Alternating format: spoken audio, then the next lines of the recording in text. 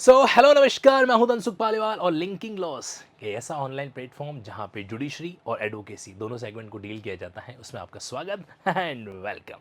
देखिए जी, मेरे पास में जो है ये न्यू क्रिमिनल लॉस का बेर एक्ट है, करेक्ट। यानी कि हमारे भारतीय न्याय संहिता, भारतीय नागरिक सुरक्षा संहिता और भारतीय साक्ष्य अधिनियम। अब होता पता है क्या है, इलस्ट्रेशंस, दृष्टांत जिसे हिंदी में कहा जाता है।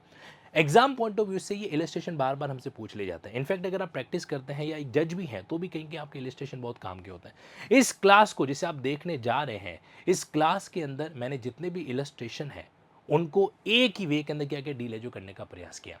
तो ये जो ऐसे बीएनएस है, इसका फॉर्मल वर्जन यानी कि इंडियन पिनल कोड। तो इंडियन पिनल कोड के बेरेट को सामने रखा गया है और इलस्ट्रेशन को डील किया गया। यहाँ पर मैं आपको बताना चाहता हूँ कि पुराने क्रिमिनल लॉज और न्यू क्रिमिनल लॉज में इलस्ट्रेशन को लेकर जो चेंजेज हैं वो 0.001% है। मतलब इसमें कोई खास चेंज नहीं है। कहीं की जगह पे इन्होंने वैल्यू चेंज कर रखा है, लेकिन कॉन्सेप्चुअल अंडरस्टैंडिंग इलस्ट्रेशन के अंदर, दृष्टांत में कहीं पर भी नहीं है, कोई चेंजेज है जो नहीं है। इसलिए आपके सामने जो मैं दिखाने वाला हूँ बेरेक्ट अब इस क्लास के अंदर, वो आईपीसी, सीआरपीसी या इंडियन एविडेंस एक्ट का होगा। लेकिन ये सेम टू सेम चीजें आप न्यू क्रिमिनल लॉज में बिंदास जो है डील कर सकते हो। 1% भी ये मत सोचना कि अरे सर ये तो आईपीसी की बेरेट के इलस्ट्रेशन है, ये हमारे बीएनएस में कैसे काम आएंगे। 100% काम आएंगे। आप देखेंगे तो एज इट इज वो चीज़ आपको देखने को मिलेगी। एक मेरी रिक्वेस्ट जरूर है, हो सके तो ये जो लिंकिंग बेरेक्ट है इसके शुरुआत में आपको सेक्शन स्विचिंग दे रखी है, और नहीं तो ये लाल डायरी। ये लाल डायरी पता है क्या है, जब आप इस सेशन को देखें और अगर आपके पास ये लाल डायरी है तो सेशन का मजा डबल हो जाएगा। जैसे इसमें क्या कर रखा है, इसमें टू वे जो है स्विचिंग कर रखी है, आईपीसी टू बीएनएस और BNS to IPC, BNSS to CrPC और सीआरपीसी टू बीएनएसएस, और BSA to Indian evidence act और Indian evidence act to BSA. तो ये आप साथ में रखिएगा ताकि सेशन का मजा जो है वो डबल हो सके। और इन इलस्ट्रेशन को एंजॉय कीजिए और एंड में कमेंट बॉक्स में मुझे जरूर बताइएगा कि ये चीजें, ये इलस्ट्रेशन वाला एपिसोड आपको कैसा लगा। Thank you. Let's now see further. आप आ जाइए, आगे बढ़ते हैं यहाँ पर अपन। फिर उसके बाद में इलस्ट्रेशन आपके सीधा आएगा सेक्शन नंबर, कौन से सेक्शन में इलस्ट्रेशन देखने को मिलेगा। कन्फेशन का पॉइंट है यहाँ पे, इसको छोड़ो, आगे बढ़ाओ। यस, ये रहा आपके पास में एक और सेक्शन नंबर 3030। इसमें क्या लिखा हुआ है कि आप जो है अगर दो पर्सन को जॉइंटली ट्रायल करते हो तो फिर एक पर्सन की जो कन्फेशन है खुद के और दूसरे के अगेंस्ट में, तो दूसरे के अगेंस्ट में पहले वाली कन्फेशन रिलेवेंट कर सकता है, लेकिन शर्त यह है क्या होना चाहिए, जॉइंट ट्रायल होना चाहिए। This is the condition precedent sine qua non. Okay, अब जरा इस इलस्ट्रेशन को देखो, ए एंड बी।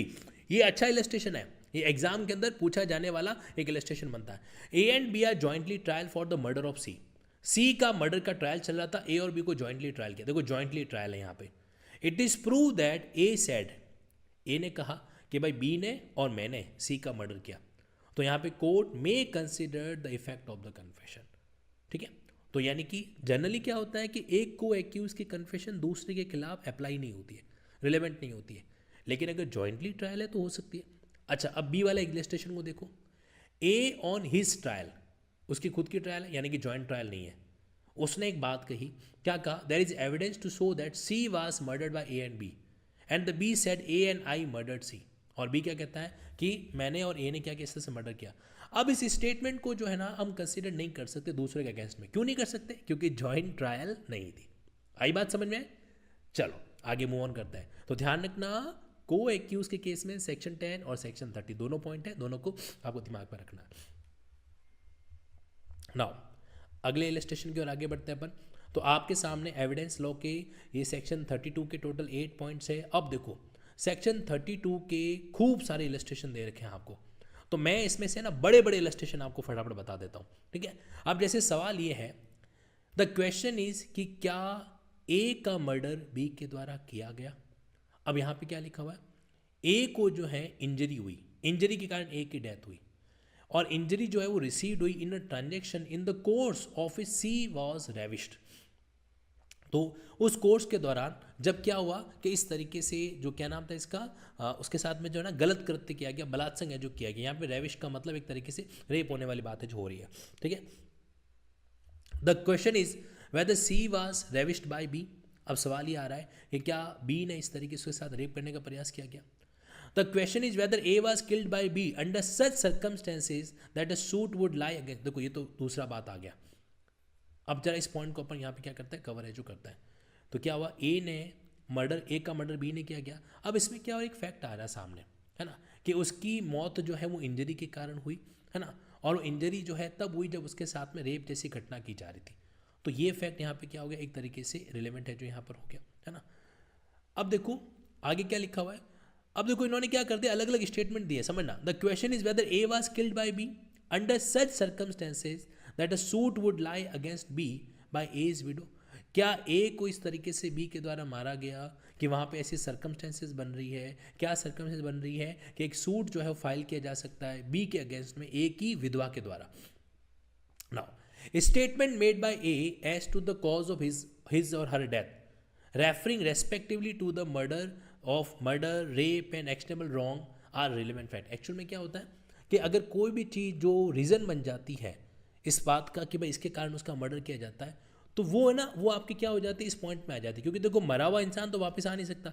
सेक्शन 32 कब लागू होता है, जब इंसान डेथ हो जाए, नॉट फाउंड हो जाए, इनकेपेबल हो जाए, है ना, या बहुत ही एक्सेस डिले हो जाए। तो ऐसे केस में क्या होता है, यहाँ पर उनके जो स्टेटमेंट कहे हुए हैं ना किसी भी व्यक्ति को, वो रिलेवेंट है जो हो जाता है। कोई बढ़िया इलस्ट्रेशन करते हैं, सेक्शन 32 के इलस्ट्रेशन मज़ा नहीं आया। सी में आ जाओ जरा एक बार आप। सवाल ये है कि ए was in Calcutta on a given day. क्या ए जो है वो पर्टिकुलर दिन कलकत्ता था क्या, ये सवाल है। A statement in the diary of a disease solicitor. तो कोई सॉलिसिटर है, उसकी डायरी में क्या लिखा हुआ है कि वो सॉलिसिटर क्या करता है, अपने रेगुलर कोर्स ऑफ बिजनेस में उस डायरी को मेंटेन करता है। तो उसमें लिखा हुआ है कि भाई उस पर्टिकुलर तारीख को वो ए से मिला था कलकत्ता के अंदर। तो मुझे बताओ वकील की वो डायरी, वकील साहब चले गए दुनिया से, सॉलिसिटर की वो डायरी रिलेवेंट है? यस, वो रिलेवेंट है ना, क्योंकि इसके 8 पॉइंट में एक पॉइंट ये भी आपके बीच में आता है। एक जरा आप ये भी पढ़ लो, कौन सा वाला point, this one, M point. इसको देखो, सवाल ये है कि whether and when A and B were married. सवाल ये है कि ए और बी ने शादी कब की, when A and B were married. अब क्या हुआ, एक मेमोरेंडम बुक है जो उसके पिताजी मेंटेन करते थे, उनके पिताजी, the deceased father of B, उनके द्वारा एक मेमोरेंडम बुक मेंटेन की जाती थी of his daughter's marriage with A on a given date. तो अब उनके पिताजी की वो जो जो मेमोरेंडम बुक मेंटेन की जा रही ना, वो यहाँ पे रिलेवेंट है। अब मान लीजिए उन्होंने सारा खर्चा वर्चा लिखा था, सारा ये रिलेवेंट है। इसका मतलब उनकी शादी उस तारीख को है जो हुई थी। तो ऐसे कई सारे पॉइंट हैं जो बेसिकली क्या करते हैं कि डिसीज पर्सन की किसी भी चीज़ को, अब डिसीज पर्सन को आप कोर्ट में प्रोड्यूस नहीं कर सकते, तो उसके द्वारा दिए गए स्टेटमेंट को क्या करते हैं, रिलेवेंट है जो बनाते हैं। अब आप यहाँ पे आ जाओ, opinion of third person, section 45। अब इसमें देखो क्या क्या आपके सामने आ रखा है कि क्वेश्चन इज कि whether death of A was caused by poison. अब देखो एक्सपर्ट पर्सन का ओपिनियन पढ़ रहे, hello look at me. Section 45 के इलस्ट्रेशन है, 3 इलस्ट्रेशन है, फटाफट कर लेते हैं तीनों के तीनों। सवाल ये है कि डेथ, ए की जो डेथ है वो जहर से हुई है क्या। अब यहाँ पे एक्सपर्ट की जो ओपिनियन है, symptom produced by the poison by which A is suppose to have dead. तो एक्सपर्ट की जो ओपिनियन है वो क्या होगी, रिलेवेंट होगी, है ना। एक्सपर्ट ने बताया कि भाई अगर ये सिम्टम है तो इसका मतलब इस जहर से उसको मारा गया, तो रिलेवेंट हो गया यहाँ पे। आगे देखो, the question is whether A at the time of doing a certain act, A जब किसी एक्ट को कर रहा था तो क्या उस समय वो अनसाउंड था क्या, इनकेपेबल था क्या, कि वो उस नेचर को नहीं समझ पाए, क्या वो भोला भाला था क्या, है ना। He was doing that what was इधर रॉन्ग और कॉन्ट्री टू लॉ। अब ये कोई व्यक्ति कह रहा है कि मैं तो सब जब अपराध कर रहा था, मैं क्या था, एक तरीके से क्या हो गया यहाँ पर आपके सामने जो है, क्या कह रहा था मैं, हाँ अनसाउंड था, जब मैंने अपराध किया था मैं क्या था, अनसाउंड है जो था। अब इस पॉइंट को आप समझने की कोशिश करना। तो यहाँ पे अगर एक्सपर्ट पर्सन की कोई ओपिनियन आती है, क्या ओपिनियन आती है, question whether the symptom exhibited by A commonly show the unsoundness of mind. अगर ऐसे सिम्टम को एक्सपर्ट कंफर्म कर रहा है तो वहाँ पे वो रिलेवेंट हो गया, वहाँ पे वो क्या हो गया, रिलेवेंट है जो हो गया। तीसरा इलस्ट्रेशन देखो, सीधी सी बात है, अनसाउंडनेस पता करनी है, डॉक्टर इसको सिम्टम बताएगा तो समझ में आ जाएगा, तो इसका मतलब अनसाउंड है। यहाँ पे ये बात यहाँ होती है, एप्लीकेबल है जो हो जाती है। अगला illustration, the question is whether a certain document was written by A. क्या कोई पर्टिकुलर डॉक्यूमेंट ए ने लिखा है क्या, है ना। Another document is produce which is proved और एडमिटेड। तो आपको पता है सेक्शन 73 का नियम है कि आप एडमिटेड चीज़ को या प्रूव चीज़ को जो डिस्प्यूटेड चीज़ से कंपेयर करते हो। तो यहाँ पे एक्सपर्ट की ओपिनियन आई कि दोनों डॉक्यूमेंट एक ही पर्सन के हैं, तो क्या ये फैक्ट रिलेवेंट होगा, बिल्कुल रिलेवेंट हो गया। ये बात यहाँ पर एप्लीकेबल हो जाती है। नाउ अब इस पॉइंट को पढ़ो, सेक्शन 46 पे आ जाइए। यहाँ पे आपके सामने क्या है, आपके सामने एक पॉइंट आ रहा है, the question is whether A was poison by certain poison.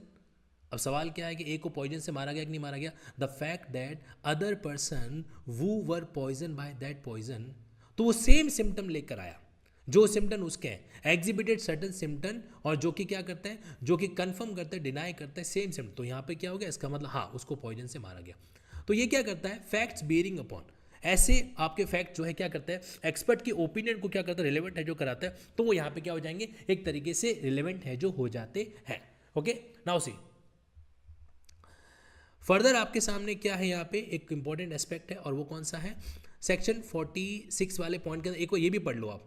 सवाल ये है कि whether an obstruction to a harbour is cause by certain sea wall, कि भाई इस तरह से किसी हार्बर का जो ऑब्स्ट्रक्शन किया, हार्बर का मतलब शरण देना, तो उसको ऑब्स्ट्रक्ट किया गया। तो यहाँ पे फैक्ट ये है कि harbour similarly situated in other aspect but where there no such sea wall began to be obstructed. अब जैसे कोई कह रहा है कि भाई सी के कारण ऐसा हुआ, अब आप कह रहे हो जहाँ पे सी नहीं, सी वॉल नहीं है, वहाँ पर भी ऐसा हो गया, तो ये रिलेवेंट फैक्ट है जो हो जाता है। और देखिए सेक्शन 47 हैंडराइटिंग के संबंध में आपके सामने एक इलस्ट्रेशन है जो आ रहा है, इसको ऑब्जर्व करने का आपको क्या करना है, कोशिश है जो करना है। हैंडराइटिंग के संबंध में क्या लिखा हुआ यहाँ पर आपके सामने, the question is whether a given letter is in the handwriting of A, क्या कोई पर्टिकुलर लेटर जो है ए की हैंडराइटिंग में है क्या। ए कौन, जो कि लंदन का एक मर्चेंट है, और B is a merchant in Calcutta, who has written letter addressed to A, और बी ने कई सारे लेटर जो क्या कर रखे हैं, ए को लिख रखे हैं, एंड ए के लिखे हुए लेटर उसने रिसीव भी कर रखे हैं। सी कौन है, सी जो है वो बी का क्लर्क है, जिसकी ड्यूटी है एग्जामिन करना and file B is correspondent D. अब देखो जो बंदा रात दिन किसी हैंडराइटिंग को पकड़ता है, जानता है, पढ़ता है, तो उसकी ओपिनियन क्या हो जाएगी, एक तरीके से वहाँ पे रिलेवेंट है जो हो जाएगी, क्या हो जाएगी, रिलेवेंट है जो हो जाएगी। तो ये बात लिखा हुआ है कि जो व्यक्ति ओपिनियन ऑफ द पर्सन जो क्या करता है, आपकी हैंडराइटिंग वगैरह से एक्वेंट है, जैसे आप लोग मेरी खतरनाक हैंडराइटिंग से एक्वेंट हो, तो आपका केस किस में चला जाएगा, 47 में चला जाएगा, 47 में चला जाएगा। अगला इलस्ट्रेशन कौन सा हमारे पास में, ये देख लो 48। यहाँ पे राइट और कस्टम के संबंध में क्या लिखा हुआ है, देखो the right of villager of a particular village to use the water of a well, किसी पर्टिकुलर कुएं का पानी यूज करने का जो गांव वालों का जो अधिकार है, तो वो एक जनरल राइट है। तो ये भी क्या हो गया, वो एक तरीके से कस्टम है जो हो गया, और वो रिलेवेंट हो जाएगा, है ना, कि भाई क्या यहाँ से गांव वाले पानी पी सकते हैं क्या, तो पता चला कि यहाँ तो बहुत सदियों से, कितने सालों से गांव वाले पानी पी रहे हैं, तो एक तरीके से क्या होगा, रिलेवेंट है जो हो जाएगा। ओके चलिए जी सेक्शन 50 पे आ जाओ, ओपिनियन ऑन रिलेशनशिप। तो यहाँ पे क्या लिखा हुआ है कि ए और बी मैरिड है कि नहीं है, ए और बी मैरिड है कि नहीं है, the fact that they were usually received and treated by their friends, तो उनके जितने भी फ्रेंड्स हैं, अब उनका कोई फ्रेंड्स आया, भैया भाभी कैसे, भैया भाभी, तो पता चलता है कि वो मैरिड है ना, तो किस तरीके से दूसरों के द्वारा उनको ट्रीट किया जाता है, वो फैक्ट रिलेवेंट हो गया। सवाल ये है कि क्या ए जो है वो बी का लिजिटिमेट सन है क्या, the fact that A was always treated as such by member of the family is relevant, तो वो जो फैमिली वो हमेशा उसको बेटे की तरह ट्रीट करती है, तो इसका मतलब वो उनका लिजिटिमेट सन है जो वहां पर होगा। ये बात क्या होती है, यहाँ पर एप्लीकेबल है जो होती है। तीसरा सेक्शन 51 देखो, ग्राउंड्स ऑफ ओपिनियन कब रिलेवेंट होते हैं, तो एक मान लीजिए एक एक्सपर्ट पर्सन जो है वो अपने सारे एक्सपेरिमेंट की डिटेल दे रहा है, तो क्या वो रिलेवेंट होंगे, बिल्कुल होंगे, क्योंकि वो एक्सपेरिमेंट ही तो क्या करते हैं, ग्राउंड्स ऑफ ओपिनियन को एक्सप्लेन है जो करता है, तो यहाँ पे वो भी मामला क्या हो जाएगा, रिलेवेंट हो जाएगा। चलो भाई रिलेवेंसी के केस में और कौन कौन से इलस्ट्रेशन है हमारे पास में, तो यहाँ पर आपके पास में इलस्ट्रेशन मेनली आपके जो इलस्ट्रेशन है ना वो आपके रिलेवेंसी ऑफ फैक्ट में ही है, बाकी सब जगह थोड़े बहुत है, जैसे 121 देख लो ये रिलेवेंट है। 121 में क्या लिखा हुआ है कि A on is trial before court of session, A की जब ट्रायल चल रही थी कोर्ट ऑफ सेशन के सामने, तो ए ने कुछ कहा, A says that a deposition was improperly taken by the magistrate. A क्या कह रहा है कि साहब मजिस्ट्रेट साहब ने मेरा स्टेटमेंट ठीक से रिकॉर्ड नहीं किया। अब सवाल ये है कि क्या हम मजिस्ट्रेट साहब को कंपेल कर सकते हैं कि बताओ भाई आओ मेरे सामने आओ, तुमने इसका स्टेटमेंट कैसे रिकॉर्ड किया, नहीं किया, तो उनको क्या दे रखी है हमने, प्रिविलेज दे रखी है, ठीक। तो B can not be compelled to answer the question, लेकिन अगर मान लो कोई सुपीरियर कोर्ट स्पेशल ऑर्डर निकालता है तो हम उनको कंपेल कर सकते हैं, या फिर जज साहब के सामने कोई ऐसी एक्स्ट्रा ऑर्डिनरी चीज होगी, किसी ने चप्पल उठाल के मारी है, तो भी वो क्या हो सकता है, यहाँ पे रिलेवेंट है जो हो सकता है। नाउ दूसरा illustration, A is accused before the court of session of having given false evidence before B magistrate. ठीक, तो बी मजिस्ट्रेट के सामने उसने झूठे एविडेंस थे, इसका जो है एक सेशन कोर्ट के सामने ट्रायल चल रहा था। तो क्या मजिस्ट्रेट से पूछेंगे अपन कि बताओ भाई इसने क्या कहा क्या नहीं कहा? नहीं, B can not be asked except special order of superior.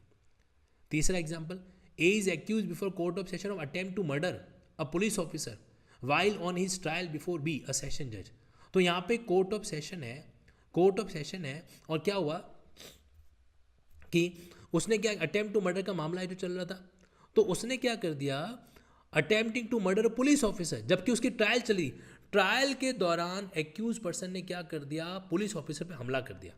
तो ये एक्स्ट्रा ऑर्डिनरी हरकत हो गई, है ना, कि एक्यूज कोर्ट रूम के अंदर किसी को मारने का प्रयास कर रहा है। तो यहाँ पर आप जो है ना, यहाँ पर आप क्या कर सकते हो, बी को एग्जामिन है जो कर सकते हो।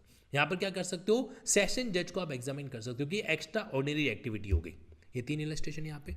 और कौन कौन से इलस्ट्रेशन है यहाँ पे? Most probably I think we have done. हाँ जी, यहाँ पर आ जाइए, प्रोफेशनल कम्युनिकेशन। प्रोफेशनल कम्युनिकेशन के संबंध में क्या बातें लिखी हुई है जरा देखो। ए एक क्लाइंट है, वो अपने अटॉर्नी वकील से कहता है कि सर मैंने फॉर्जरी कमिट कर दी है और मैं चाहता हूँ कि आप मुझे डिफेंड करो। तो अब डिफेंस करना वकील का काम है। As the defence of man known to be guilty is not a criminal purpose. अब वो आके खुद को डिफेंड करना चाहता है, तो क्या वकील साहब जो है वो प्रिविलेज है? Yes, protected. वकील साहब को आप बाउंड नहीं कर सकते, बताओ तुम्हारे क्लाइंट ने तुमको क्या कहा।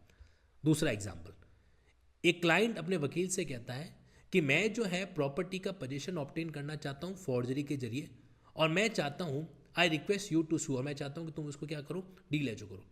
अब देखो ध्यान रखना, ये क्रिमिनल पर्पस के लिए काम करा रहा है वकील से, है ना, तो क्या ये प्रोटेक्टेड है? No, not protected.